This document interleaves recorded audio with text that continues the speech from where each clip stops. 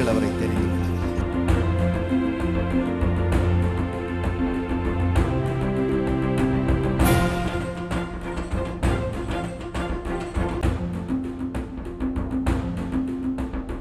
இயேசு நம்மை தெரிந்து கொண்டிருக்கிறார்.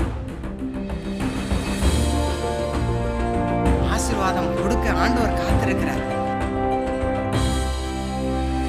பரிசுத்த ஆவியார் உங்கள் மத்தியில் இறங்குவார்.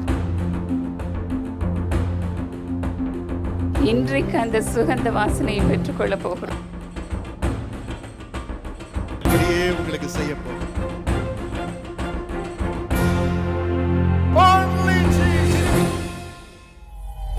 எங்கள் அருமை சகோதரி மிஸ்ஸஸ் டயானா லக்ஷ்மன் நார்வேயிலிருந்து இந்த நிகழ்ச்சியை ஆதரித்திருக்கிறீர்கள். இன்று உங்களுக்கு பிறந்த நாள். ஹாப்பி பர்த்டே சகோதரி அவர்களே. Happy birthday to you. Happy birthday to you.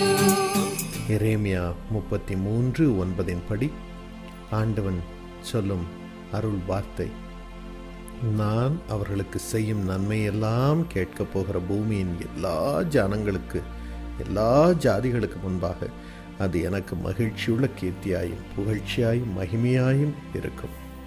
ஏசப்பா, உமது மகளுக்கு அருமையான பிரசவத்தை தாருமப்பா. எளிதாக குழந்தையை பெற்றெடுக்க, பூர்ண வளர்ச்சி உள்ள சுகமான குழந்தையை பெற்றெடுக்க கிருபை செய். பரிசுத்த ஆவியானவரே, உங்கள் சகோதரி நீர் முழுமையாக உமது பரிசுத்த ஆவியானவரால் நிரப்பி சுவாமி இன்பமாய் குழந்தையை பெற கிருபை செய்யும். நீரே ஆசீர்வதித்து குழந்தையை தாருமப்பா. ஆண்டவனே, உங்கள் சகோதரர் லக்ஷ்மண் அவர்களை ஆசீர்வதித்து வேலையிலே செழிப்பை கொடுத்து குடும்பத்திலே சமாதானத்தை பெருகச் செய்து சுகமாய் மது பிள்ளைகளை காத்துக்கொள்ளும். கர்த்தர் எனக்காக யாவையும் செய்து முடிப்பார் என்ற வசனத்தின்படியே யாவையும் செய்து முடித்தவர்களை கனம் பண்ணும் ராஜா. இயேசுவின் நாமத்தில் பிதாவே, ஆமென்.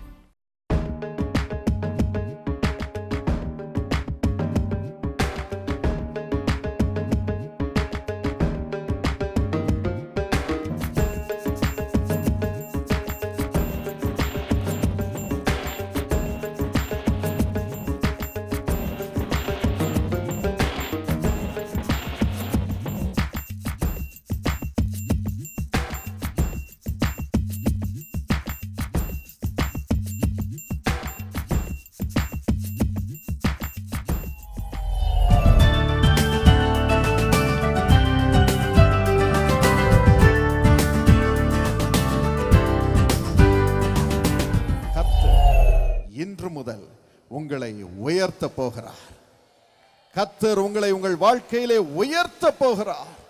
உயர்ந்த அடைக்கலத்திலே வைக்க போகிறார். உயர்ந்த ஸ்தானங்களிலே வைக்க போகிறார்.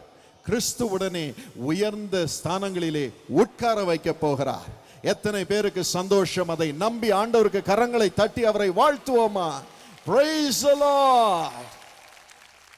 1 பேதுரு 5:6 பக்தன் சொல்லுகிறார், ஏற்ற காலத்திலே தேவன் உங்களை உயர்த்தும்படி அவருடைய பலத்த கைக்குள் அடங்கியிருங்க. ஆண்டவர் உங்களை உயர்த்த ஒரு காலம் உண்டு. அதை ஆண்டவர் தீர்மானம் பண்ணி வைத்திருக்கிறார். அந்த காலம் இந்த காலம், அந்த காலம் இந்த காலம், அந்த நாள் இந்த நாள். இயற்கைக்கு மேற்பட்ட விதத்திலே கர்த்தர் இன்று கிரியை செய்ய போகிறார். இன்று முதல் கிரியை செய்ய போகிறார். மனுஷீக அளவின்படி அல்ல, மனுஷீக வல்லமையின்படி அல்ல, இயற்கைக்கு மேற்பட்ட வகையிலே அவருடைய வல்லமை இன்று முதல் உங்கள் வாழ்க்கையிலே கிரியை செய்ய போகிறது. மனுஷனால் கூடாதவைகள் தேவனால் கூடும். ஆகவே தான் இந்த வசனம் சொல்லுகிறது, ஏற்ற காலம் வரும் பொழுது தேவனே உங்களை உயர்த்துவார். அவருடைய அளவின்படி உங்களை உயர்த்துவார். நீங்கள் நினைக்கிறபடி அல்ல, நீங்கள் விசுவாசிக்கிறபடி அல்ல, நீங்கள் எண்ணுகிறபடி அல்ல, அவருடைய அளவின்படி உங்களை உயர்த்த போகிறார். ஆகவே அதற்கு நாம் என்ன செய்ய வேண்டும்? அவருடைய பலத்த கைக்குள் அடங்கி இருக்க வேண்டும். கர்த்தருடைய கரம் பலத்த கரம், சிவந்த சமுத்திரத்தை இரண்டாக பிரித்த கரம், தம்மிடம் வந்த ஒவ்வொரு வரையும் குணமாக்கின இயேசுவின் கரம், சிறு குழந்தைகள் அத்தனை பேரையும் தம் கரங்களில் சுமந்து அவர்களை அணைத்துக் கொண்டு ஆசீர்வதித்த பாசமுள்ள கரம். அந்த கரம் தான் இன்று உங்களை உயர்த்தும்படியாக இறங்கி வந்திருக்கிறது. அதே கரம். என் செல்ல பிள்ளையே, இவ்வளவு நாள் கஷ்டப்பட்டுட்டம்மா, இவ்வளவு நாள் கஷ்டப்பட்டுட்டப்பா, தனிமையா வாடிவிட்டாய், திக்கற்றவனாக வாடிவிட்டாய். உன் நேரம் வந்துருச்சு. என்னுடைய கரங்களில் உன்னை ஒப்பு கொடுக்க வந்து விட்டாயே. இப்பொழுது என்னுடைய பலத்த கரங்களில் உன்னை எடுத்து நான் உயர்த்தட்டும், நான் உயர்த்தட்டும். வானத்தின் பலகணிகளை திறந்து ஆசீர்வாதத்தினால் நிரப்பி உன்னை உலக அளவிலே உயர்த்தட்டும். எபேசியர் 2:7 படி ஆவிக்குரிய சகல ஆசீர்வாதங்களையும் உனக்கு கொடுத்து என்னோடு நீ இணையும்படியாக நான் உன்னை உன்னத ஸ்தானங்களில் உயர்த்தட்டும் என்று இயேசு வந்திருக்கிறார். நம் அருகிலே இருக்கிறார். அவருக்கு நன்றி என்று சொல்லுங்கள். அவரை ஸ்தோத்திரித்துக் கொண்டே இருங்கள். கர்த்தர் என்னை உயர்த்தும் நேரம் வந்துவிட்டது என்று ஆர்ப்பரியுங்கள். இன்று இரவு அதை நீங்கள் காண்பீர்கள். எப்படி உங்களை உயர்த்த போகிறார், எந்த அளவிலே உங்களை உயர்த்த போகிறார், ஆண்டவருடைய எண்ணம் என்ன, ஆண்டவருடைய ஆசை என்ன, உங்களை குறித்து ஆண்டவர் கொண்டிருக்கும் விருப்பம் என்ன? உபாகமம் 1:11 வாசித்து பாருங்கள். அதிலே வேதம் கூறுகிறது, நீங்கள் இப்பொழுது இருக்கிறதை பார்க்கிலும் 1000 மடங்கு அதிகமாகும்படி கர்த்தர் உங்களை ஆசீர்வதிப்பாராக. இப்பொழுது எந்த நிலையில் இருக்கிறீர்களோ அந்த நிலையிலிருந்து நீங்கள் 1000 மடங்கு உயரும்படியாக கர்த்தர் இன்று இரவு உங்களை ஆசீர்வதிக்க வந்திருக்கிறார். கர்த்தர் எனக்கு சொன்னதை நான் சொல்லுகிறேன். 1000 times இந்த தூத்துக்குடி பட்டணத்தில் இயேசுவை தேடி வந்திருக்கும் உங்கள் ஒவ்வொருவருக்கும் 1000 மடங்கு ஆசீர்வாதமான எதிர்காலத்தை ஆண்டவர் இன்று உங்களுக்கு தருகிறார். உயர்வை தருகிறார். அதை உங்கள் புத்தகத்தில் வேதாகமத்தில் இன்று எழுதி கொள்ளுங்கள். நீங்கள் அதை பார்க்க போகிறீர்கள். இந்த 1000 மடங்கு உயர்வு, 1000 மடங்கு ஆசீர்வாதம் என்பது என்ன? அதை உபாகமம் 26ஆம் அதிகாரம் 19ஆம் வசனத்திலே நீங்கள் காணலாம். இந்த ஆசீர்வாதத்தை தான் கர்த்தர் உங்களுக்கு கொடுக்க போகிறார். அதிலே ஆண்டவர் சொல்லுகிறார், நான் உண்டு பண்ணின எல்லா ஜாதிகளை பார்க்கிலும். ஆண்டவர் தான் எல்லாரையும் உண்டு பண்ணினார். ஆனால் அவர் சொல்லுகிறார், நான் உண்டு பண்ணின எல்லா ஜாதிகளை பார்க்கிலும் புகழ்ச்சியிலும் கீர்த்தியிலும் மகிமையிலும் உன்னை சிறந்திருக்கும்படி, நீ உயர்ந்திருக்கும்படி நான் செய்வேன் என்று நான் உனக்கு சொன்னபடியே நீ உன் தேவனாகிய கர்த்தராலே எனக்கு பரிசுத்த ஜனமாய் இருப்பாய் என்றும் இன்று உனக்கு சொல்லுகிறேன் என்று இன்று உனக்கு சொல்லுகிறேன். ஆண்டவர் சொல்லுகிறார், நீ 3 காரியத்தில் சிறந்திருக்க போகிறாய், உயர்ந்திருக்க போகிறார். 1000 மடங்கு உயர்ந்திருக்க போகிறாய். என்னென்ன காரியம் அது? நான் சொல்ல சொல்ல நீங்கள் யாவரும் உரத்த சத்தமாய் உங்களுக்கு என்று சொல்லுவீர்களா? புகழ்ச்சி, கீர்த்தி, மகிமை. எல்லாரும் கரங்களை உயர்த்தி மீண்டும் சொல்லுவோமா? புகழ்ச்சி, கீர்த்தி, மகிமை. இதை ஆண்டவர் உங்களுக்கு சிறப்பாக கொடுக்க போகிறாராம். இவைகளில் நீங்கள் சிறந்திருக்க போகிறீர்கள். நிச்சயமாக இந்த பாக்கியம் உங்களுக்கு வரப்போகிறது. புகழ்ச்சியும் கீர்த்தியும். இந்த புகழ்ச்சியும் கீர்த்தியும் யாருக்கு கொடுக்கிறார்? எந்த நிலையில் இருப்பவர்களுக்கு அவர்கள் உயரும்படியாக கொடுக்கிறார்? செப்பனியா 3:19 வசனத்தை வாசித்து பாருங்கள். செப்பனியா 3:19 அதிலே வேதம் கூறுகிறது, இதோ அக்காலத்திலே உன்னை சிறுமைப்படுத்தினவனை தண்டிப்பேன், அவர்கள் வெட்கம் அனுபவித்த சகல தேசங்களிலும் அவர்களுக்கு புகழ்ச்சியும் கீர்த்தியும் உண்டாக செய்வேன். யாருக்கு இதை செய்கிறார்?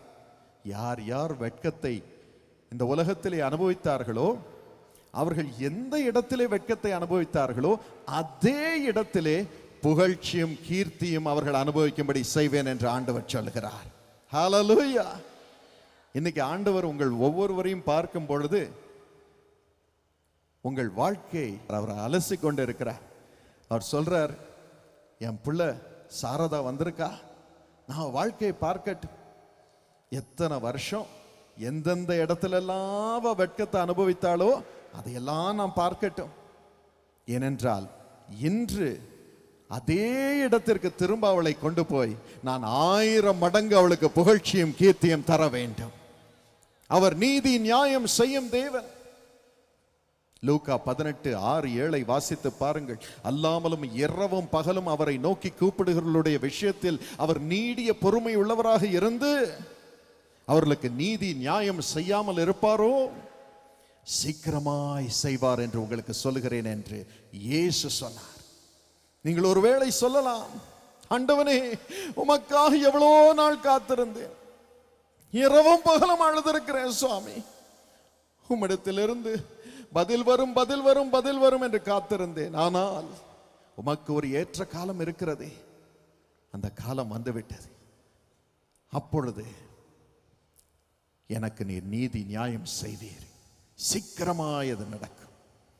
கர்த்தருடைய வல்லமையினால் சொல்லுகிறேன், நீங்கள் ஒவ்வொருவரும் திரும்பி போகும் பொழுது நீங்கள் வெட்கத்தை கண்ட அதே இடத்திலே கர்த்தர் உங்களுக்கு புகழ்ச்சியும் கீர்த்தியும் 1000 மடங்கு கொடுத்து உங்களை உயர்த்துவதை நீங்கள் காணப்போகிறீர்கள்.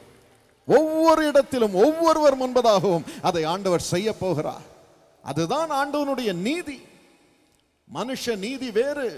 இன்று ஒரு விதமாக நடந்து கொள்வார்கள், நாளை ஒரு விதமாக நடந்து கொள்வார்கள். ஆனால் நாம் நம்பி இருக்கும் கர்த்தர் நீதி செய்கிற தேவன், நியாயம் செய்கிற தேவன்.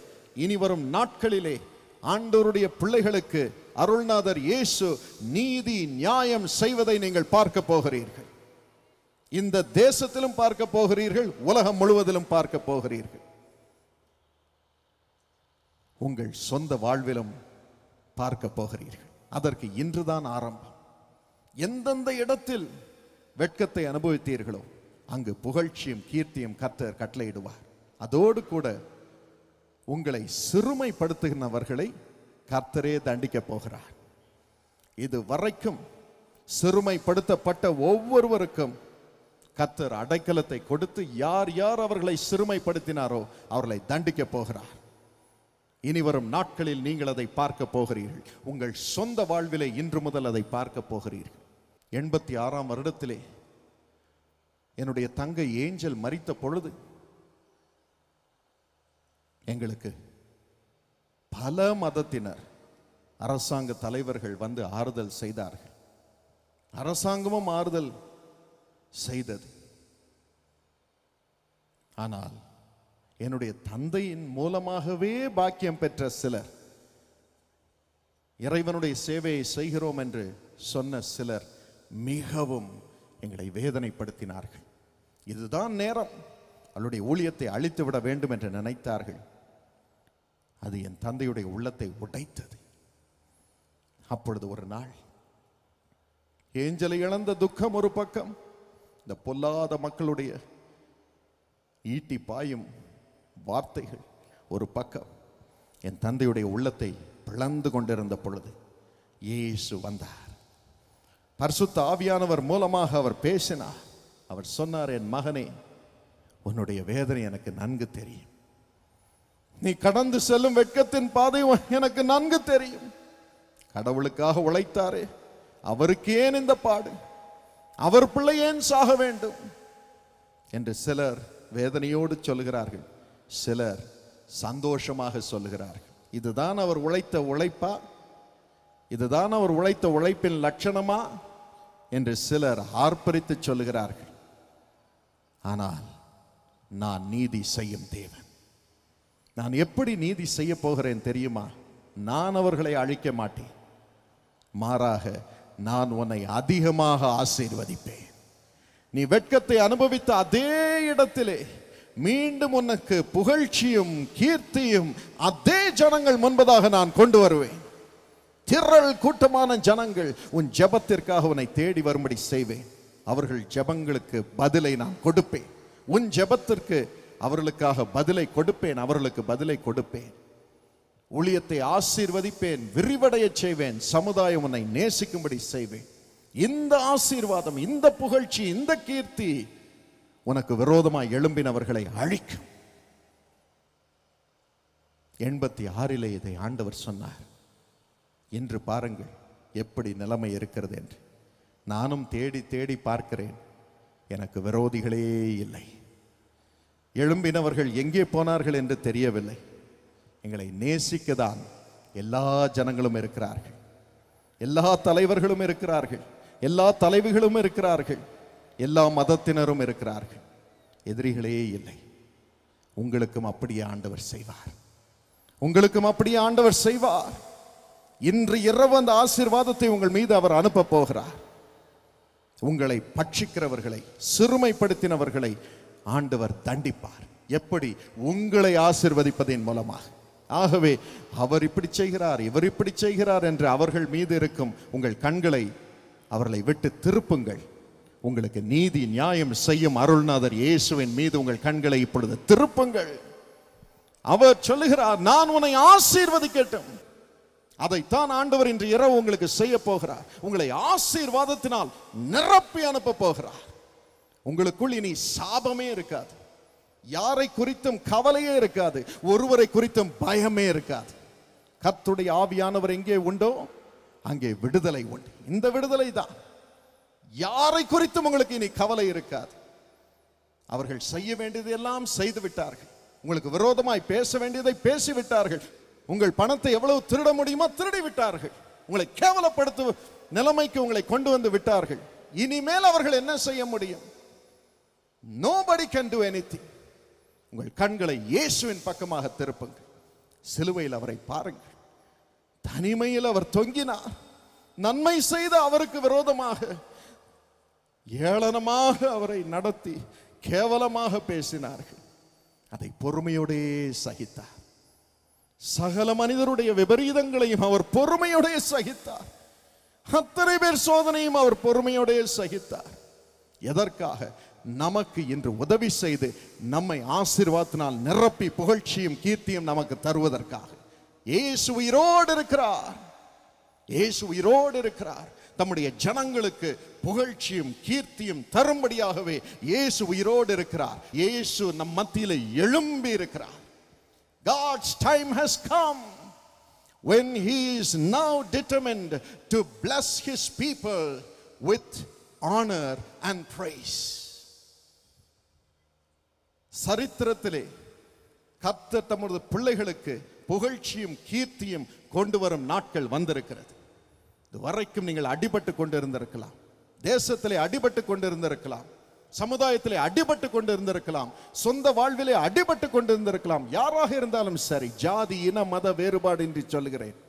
ஆனால் கர்த்தர் இன்று முதல் அவரை தேடி வரும் ஒவ்வொருவருக்கும் நீதி நியாயம் செய்து உங்களுக்கு புகழ்ச்சியும் கீர்த்தியும் தந்து உங்களை சிறுமைப்படுத்தினவர்களை அவர் தண்டிப்பார், உங்களையோ உயர்த்துவார்.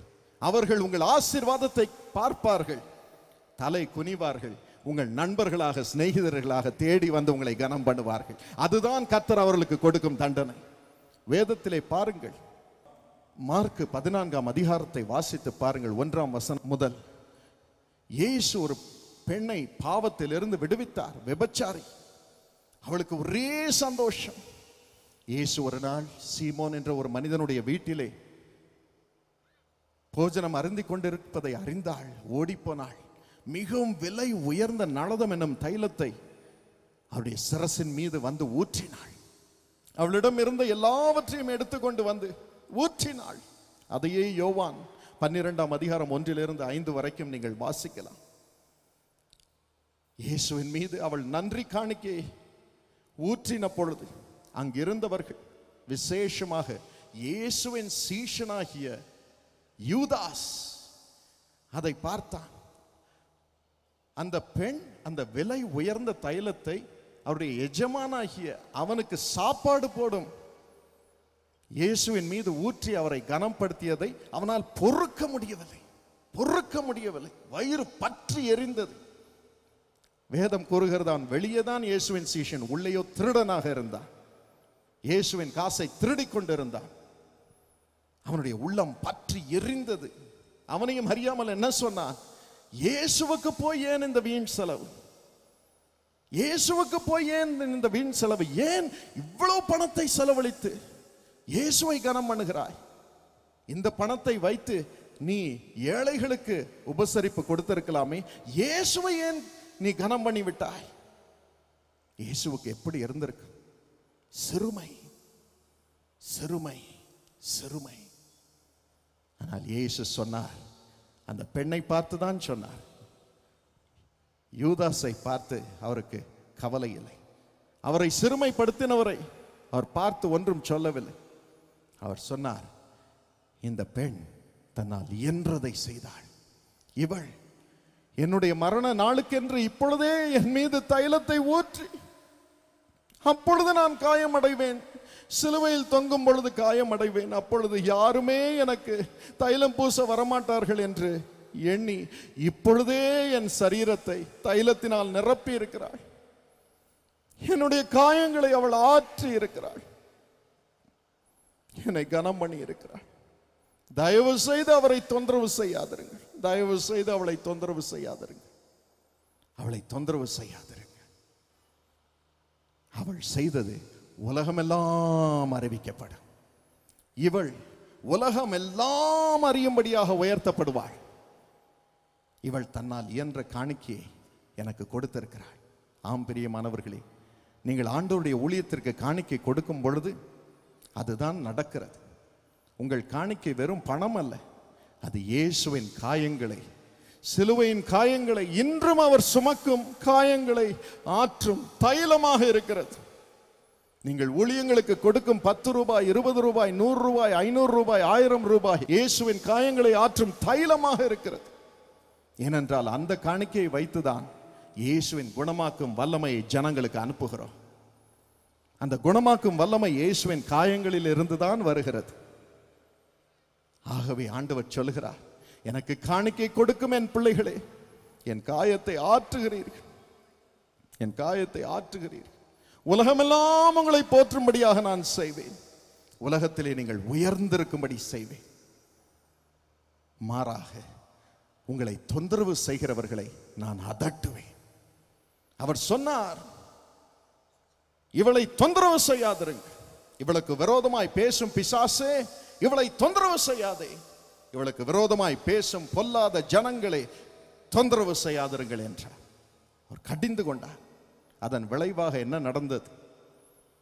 யோவான் 12:1-5 வரைக்கும் வாசித்து பாருங்கள். இன்னும் மார்க் 14:13 வாசித்து பாருங்கள். 3-10 வரைக்கும் வாசித்து பாருங்கள். அதன் பிறகு அந்த பெண்ணை தொந்தரவு செய்த யூதாஸ் காரியோத்து, அவனுக்குள் பிசாசு புகுந்தான்.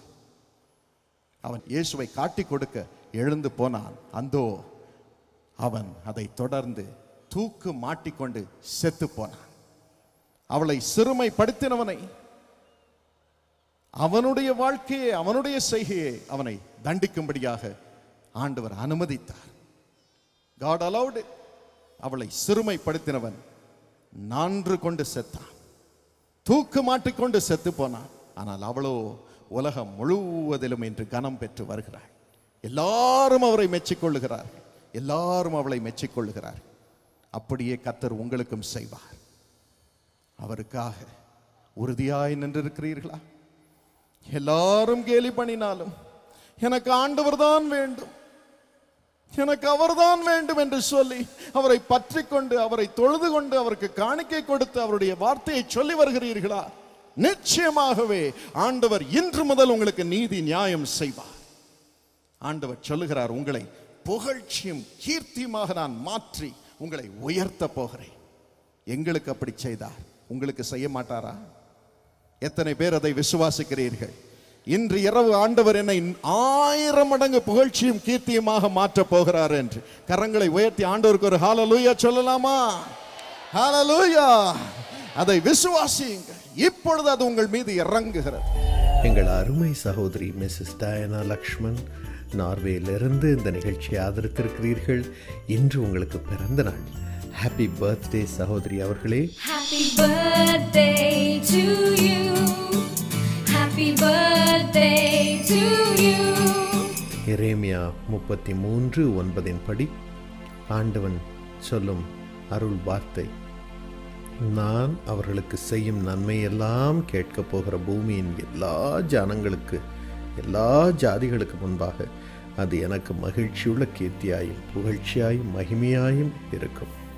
இயேசப்பா, ஒரு மகளுக்கு அருமையான பிரசவத்தை தாருமப்பா. எளிதாக குழந்தையை பெற்றெடுக்க, பூர்ண வளர்ச்சியுள்ள சுகமான குழந்தையை பெற்றெடுக்க கிருபை செய். பரிசுத்த ஆவியானவரே, உங்கள் சகோதரி நீர் முழுமையாக உமது பரிசுத்த ஆவியானவரால் நிரப்பி சுவாமி இன்பமாய் குழந்தையை பெற கிருபை செய்யும். நீரே ஆசீர்வதித்து குழந்தையை தாருமப்பா. ஆண்டவனே, உங்கள் சகோதரர் லக்ஷ்மண் அவர்களை ஆசீர்வதித்து வேலையிலே செழிப்பை கொடுத்து குடும்பத்திலே சமாதானத்தை பெருகச் செய்து சுகமாய் மது பிள்ளைகளை காத்துக்கொள்ளும். கர்த்தர் எனக்காக யாவையும் செய்து முடிப்பார் என்ற வசனத்தின்படியே யாவையும் செய்து முடித்தவர்களை கனம் பண்ணும் ராஜா. இயேசுவின் நாமத்தில் பிதாவே, ஆமென்.